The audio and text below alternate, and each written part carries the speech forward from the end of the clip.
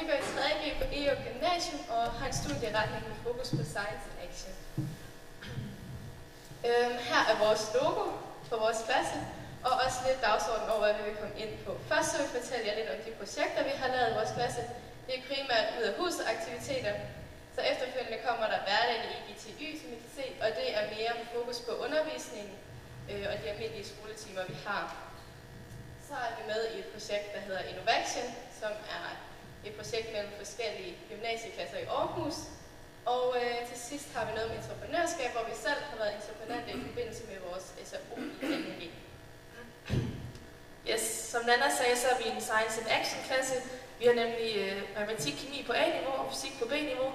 Og specielt i vores klasse er, at vi har meget fokus på studieretningstoning og tværfaglighed imellem fagene. Og så selvfølgelig er innovation en integreret del af vores undervisning, men samtidig er vores undervisning også innovativ. Så det gør os meget elevaktiverende, og samtidig er vi med i en del konkurrencer også, og vi har nogle ud-af-huset-aktiviteter. De her ud-af-huset-aktiviteter er dem, jeg vil fortælle jer nu om under projekter. Det er primært, at vi har samarbejde med virksomheder, hvor vi besøger dem, eller de besøger os. Det, der er kendetegnet for de virksomheder, vi arbejder med, er, at de alle sammen er entreprenante. De har selv startet deres egen virksomhed op, både en idé og ført det ud i livet. Så det er også en del af det, vi hører ud over det faglige, vi lærer der. Så får vi også at vide, hvordan hele forløbet har været for dem. Det første samarbejde, vi havde, var med Buggy og Son, som faktisk er 2 elever fra Egaa Gymnasium, som har lavet deres egen solcreme, der beskytter fuldt ud mod solens stråler. De introducerede så i 1.G til klimodellen.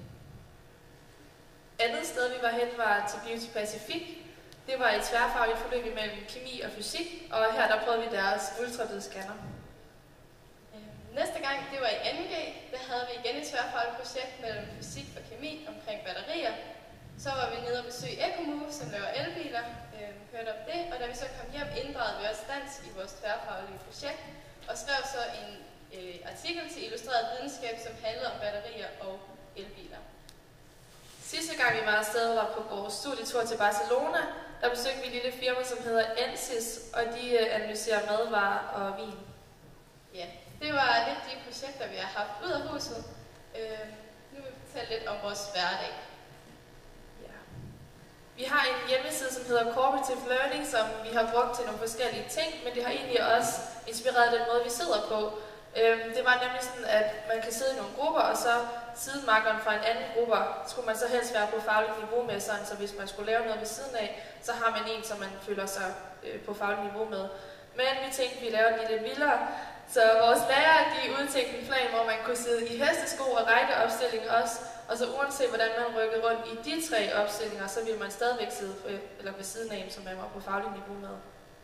Ja, og den hjemmeside, som Alberte omtaler, der har vi også mange af de aktiviteter, som vi bruger i undervisning, blandt andet svarbasar, besøg vismand, flashcardspil og så videre, som vi kan se derovre.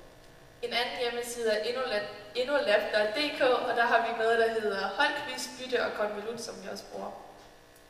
Det sidste, vi har, det er den der Acquired-Based Learning, som I kan se går den ligesom i ring og i ring. Den går ud på, at man starter, for eksempel i fysik havde vi omkring nordlys, så stiller vi spørgsmål til nordlys, hvad de som elever godt kunne tænke sig at vide noget om, så undervisningen er baseret på vores interesser. Så laver vi nogle hypoteser, inden vi har haft noget undervisning. Efter hver time opdaterer vi så vores hypoteser og får på den måde en oplevelse af, at vi får tilegnet os viden, og kan så stille nye spørgsmål og på den måde køre i ring og i ring. Og generelt så gør alle de her tiltag og aktiviteter af vores undervisning aldrig sådan er den samme. Man ved ikke helt, hvilken time man går ind til, og det er meget motiverende, at man ikke sådan fra start af ved, hvad er det, vi skal lave i dag. Ja. Yes. I et projekt i 1.G, der startede vi vores egen hjemmeside, som hedder egty.wikispaces.com, og det var egentlig, hvor vi lagde noget faglig viden ind under alle de fag, vi havde på det tidspunkt. Så her der ser jeg så noget fra fysiksiden. Det er så et projekt, som vi ikke kører så meget i mere nu, fordi vi er begyndt på nogle nye projekter, men samtidig så lavede vi også en Facebook, en blog og en YouTube, som vi stadigvæk bruger hele tiden. På Facebook-siden, der står der lidt personligt om os, hvad vi går og laver, hvad vi godt kan lide at lave. Sådan. Hvis vi har nogle links, vi tænker, som hinanden gerne vil se, så smider vi dem derinde også. Og på vores blog, der debatterer vi bare relevante emner. Og på vores YouTube-kanal ligger vi alle de videofilm ind, som vi laver i vores undervisning. Som vi sagde før, har vi været med i nogle konkurrencer. Lige om lidt så ser I et klip fra en kemikonkurrence. Men vi har også været med i f.eks. olympiade og geomor, som begge to er matematikkonkurrencer.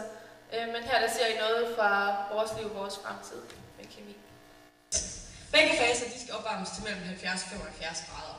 Vi starter med 75 gram vegetal, og så skal vi bruge 2,5 gram. Yes. Nu er vi klar til at gå videre til entreprenørskab deroppe. Og det handler som sagt om vores SAO i 2G. Vi er ikke kommet dertil nu. Vi er kommet til projektet Innovation. Og det er et samarbejde med andre gymnasieklasser i Ålborghus. Har overskriften Dans med fremtiden og kører over alle de 3 år, vi går i gymnasiet. Meningen med det her projekt det var at give en elever, men også lærere en lyst til at kunne starte egen virksomhed. Og hvis man ikke har lysten, så får man i hvert fald evnen til det. Man skulle nemlig gerne blive mere selvstændig og handlekraftig i den retning. Det første projekt, vi havde, det var kun vores klasse. Det var i 1.G, hvor man har det her historiske bevidsthedsforløb. Det udvidede vi så, så det galt alle vores fag, og ikke kun dansk og historie. Til så at formidle den her viden, så oprettede vi vores hjemmeside, egti.dk, og i forbindelse med den også wiki-siden, hvor vi så lagde al vores viden ind og lavede tidslinjer for hvert fag. Og det var så starten på vores hjemmeside. En af de gange, vi mødtes, der var der blandt andet en af grupperne, der var ude at lave en myslibar med færrest mulige remedier. Ja, næste gang, der var vi samlet alle sammen på et gymnasium, hvor der så kom en fra stiften, stillede os en problemstilling, som vi så havde resten af dagen til at løse. Og til sidst havde vi så 2 minutter hver gruppe til at pitche vores idé for ham. Sidste gang vi var afsted, der var vi i Aarhus, hvor temaet var, hvad skal Aarhus leve af i fremtiden? Det var for, at man kunne lave et eller andet sjovt, som kunne tiltrække nogle turister. For eksempel, vi havde en gruppe nede på havnen. Kunne man lave et eller andet nyt, eller kunne man på en eller anden måde få tiltrukket nogle folk til Aarhus? Så havde vi et AT-forløb, som hed Uddannelse i Entreprenørskab, hvor vi skulle finde nogle kriterier for, hvad der karakteriserede innovativ undervisning. Vi skulle også selv finde de fag, vi ville arbejde i, så vi tænkte, samfundsfag og matematik, det gav en rigtig god kombination. Og så fandt vi ud af dem, I kan se herovre. Man skal på en eller anden måde have noget ejerskab eller noget ansvar for sin egen læring. Og man skal gerne ud og kunne have noget læring i praksis et eller andet sted. Og så helst i nogle grupper i fællesskab, hvis man kan komme til det. Til sidst så skal man have noget refleksion, hvor man tænker, hvad har det her overhovedet betydet, og hvad har vi lært af det her. For eksempel så havde vi lavet et spørgeskema, hvor vi spurgte om, hvor motiverende er din undervisning. Det var nemlig det, vi synes, der gav den største forskel for innovative elevers undervisning til andre elevers undervisning. Og der kan man se, at de innovative elever synes, at deres undervisning var mere motiverende end andre elever følte. Nu er vi klar til at gå videre til entreprenørskab. Og det var det, der handlede om vores SAO i 2G, men det tænker vi også lige så godt kunne være i forbindelse med et AT-projekt, man kørte det. Vi var tilmeldt 2 konkurrencer, Science Cup og Unge Forskere. Vi hører, om I synes kender de konkurrencer. Og sådan håndsopræk her. Ja, okay. Det er okay. Jeg har hørt rigtig meget om det. Men som indledning til det, så havde vi et samarbejde med Studentervæksthuset for at få os bedst muligt i gang med vores projekt. Vi havde 4 workshops derinde, og det fungerede rigtig godt. Alle fra klassen var rigtig glade for det og følte, at vi fik meget ud af det. Første workshop, der havde vi noget om, hvem er vi og hvad vil vi? Hvad er min målsætning? Hvad er mine interesser? Hvad er det, jeg gerne vil arbejde med? Men samtidig lavede vi også en personlighedstest, hvor vi fandt ud af, hvilken type vi er i forhold til innovativt arbejde og entreprenørskab. Om man er den, der kommer med alle idéerne, eller man er den, der står for alt det administrative, eller hvilken funktion man har. Til anden workshop har vi forberedt et problem hjemmefra. Computeren går tør på strøm, det gør ondt, når vi vokser ben, vi fryser ved busstoppestedet, et eller andet, som irriterer sig i vores hverdag. Og til workshop skulle vi så finde en kontaktperson, som vidste mere om emnet og udviklingen af det, så vi kunne finde ud af, altså blive bekræftet eller afkræftet i, om det var noget at gå videre i med den her idé. Og få den her øvelse i selv at tage kontakt til forskere eller andre kontaktpersoner. Inden tredje workshop nåede vi også at have en workshop på EU, hvor vi lavede grupper, og det var så baseret ud fra, hvad vi havde lyst til, altså emnebaseret, men også ud fra de her personlighedstests, vi havde taget, så vi kunne få skabt nogle gode, dynamiske grupper, når vi skulle arbejde sammen i længere tid. På tredje workshop havde vi så det store, brede emne, de mange idéer, og begyndte så at kaste os ind til den bedste løsning for det her projekt. Så gik vi i gang med arbejdet, og ved fjerde workshop var vi rimelig godt i gang og var så klar til at lære noget præstationsteknik, for eksempel hvordan vi står her foran folk og fremlægger, fordi man i de her konkurrencer går videre og kan risikere eller få chancen for at fremlægge sit projekt. Og vi har et lille eksempel på det, så nu vil vi gerne bede jer alle sammen om at rejse jer op og tage højre hånd i vejret, og så bare så godt med.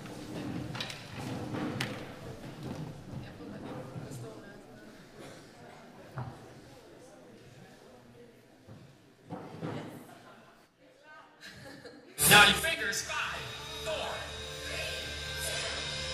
Burst both hands. Up, punch, across. Crank, crank, stay down. Shoulder, chin, shoulder, and pat. Double dream hands, and thumbs to yourself. Punch again. Now point your right hand from low to high. Punch. Crank underhanded. 2 pats. Shoulder. Double dream hands. Godt gået. Ja, fedt I var med. Og det håber vi så har aktiveret jer lidt. Det var noget, vi forsøgte at lære. Men noget af det andet, vi også gerne vil sige med at lave det her, det er, at i første G tror jeg ikke meget, at verden vi lige har stillet os op et andet sted foran så mange. Men det er noget, vi i hvert fald selv føler, at vi er blevet bedre til i løbet af de her år. Har fået nogle kompetencer til at være sådan, have det nemmere med at bare stå foran folk, og ikke være så bange til også ved, at skulle gøre det. Udover de her workshops havde vi også andre tiltag, der gjorde det muligt at lave den her SAO. Vi havde nogle SAO-caféer efter skole, ligesom lektiecaféer, hvor vores lærere så var der til at hjælpe os med faglige spørgsmål og problemstillinger. Og udover det, så fungerede det også som et rigtig godt sted at mødes som gruppe, når man sådan har en travl hverdag, vi får det koordineret. Vi havde de almindelige SAO-skrivedage, som jo så kunne være AT-skrivedage. Og til sidst rettede vi, altså grupperne, rettede hinandens projekter igennem, for at se, om det giver mening for andre, end os selv, der havde siddet og arbejdet med det helt i lang tid. Ja.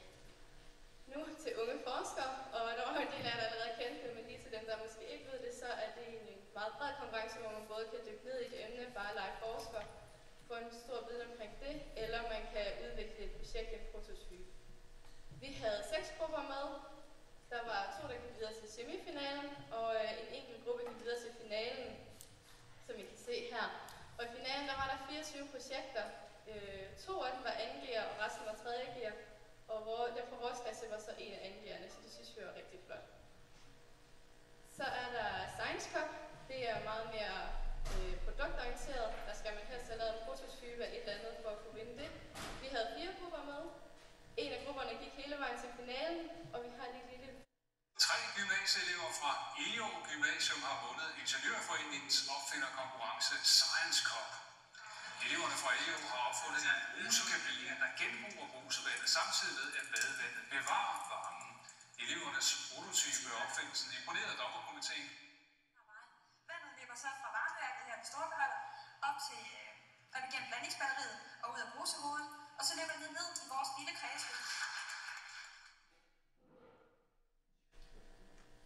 Ja, så efter alt det, vi har været igennem og lavet her i 1. og 2G, har vi godt kunne mærke på os selv, at vi føler os faktisk mere kreative og innovative og handlekraftige.